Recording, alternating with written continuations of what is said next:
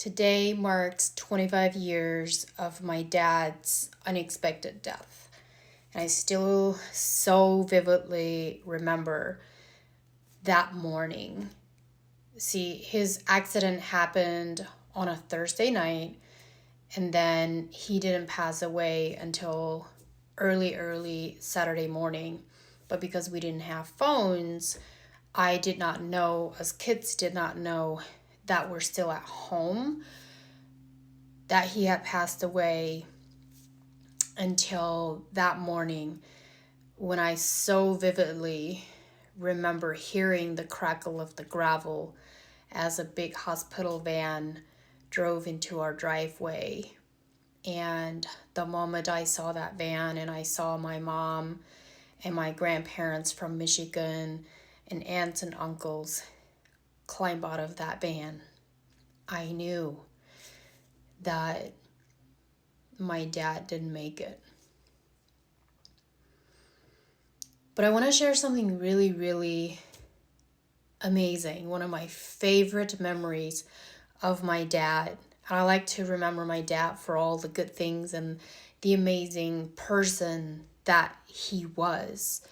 He was actually a preacher of the Amish church, and he was a favorite of the preachers within the Amish church, because a lot of times when you are a preacher, a lot of the members or the young kids don't really like you because you're a preacher and you're always looking for the things that are wrong and getting people in trouble and shunning them and putting them in the barn and stuff like that.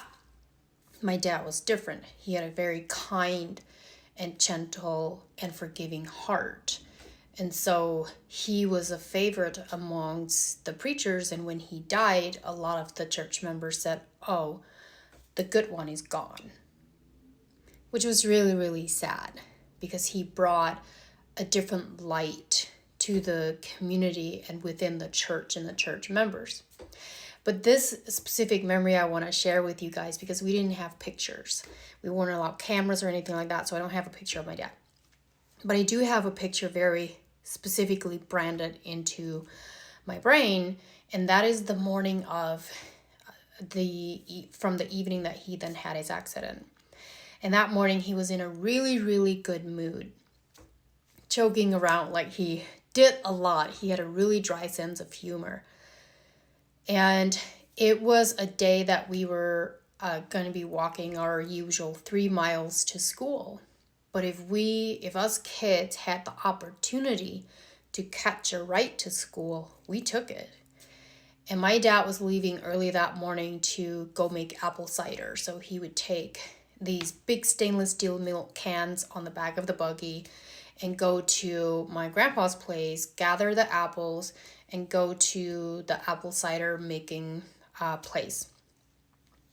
My twin and I are in the wash house, and we're joking around that if we quickly get our work done, maybe our dad would let us ride with him to school.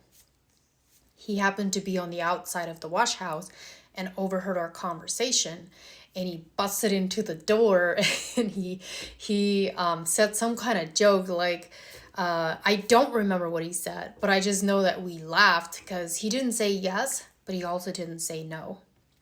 So everybody's preparing to go about their day, and we kind of had our hopes high, but all of a sudden he was ready to leave and we weren't ready to leave. And so he ended up leaving. My twin and I end up upstairs, and there was a window that would face the road. And we saw him leave, and we opened the window, and he had already been up the street. And we yelled out after him, said something, and he turned around and he looked back at us with the biggest smile on his face, and he waved at us. And that's my last memory. That's my last memory of my dad when he was alive. But that is the picture that is imprinted in my brain.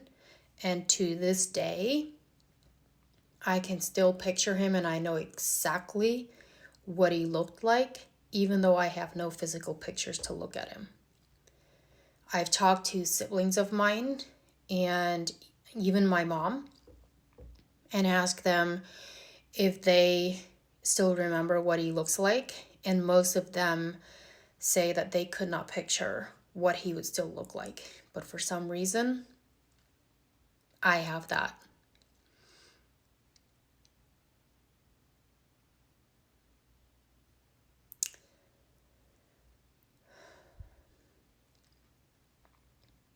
Grief is a funny thing, but not funny thing. It comes and goes, and this could be 20, 30 years, and you still feel it. It's different, but you still feel it, and it will come and go. And I just want to encourage anybody that has lost a loved one and knows what it feels like to lose a loved one like that. I want to encourage you to know that it's okay to feel the grief, and it's okay to recognize the fact that it comes and goes. And it's also okay. The last thing that I want to tell you is that it is also okay to be happy again. Your loved ones don't want you to go through this life. The ones that are gone, they don't want you going through this life not living your life to the fullest and be happy again. But with that being said, you have to allow yourself both. You have to allow yourself to grieve, and you have to allow yourself to be happy again and feel joy